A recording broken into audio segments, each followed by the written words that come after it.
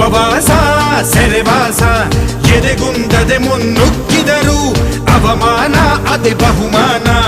ಎಂದರು ಕನ್ನಡ ಸಿಂಹಗಳು ಅಳಿದರು ಕನ್ನಡ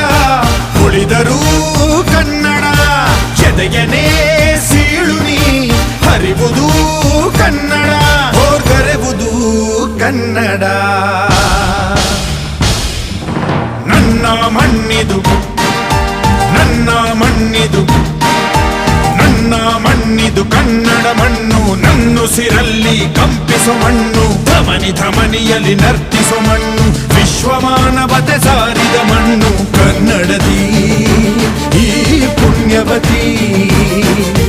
ನನ್ನಡೆದ ಸೌಭಾಗ್ಯವತಿ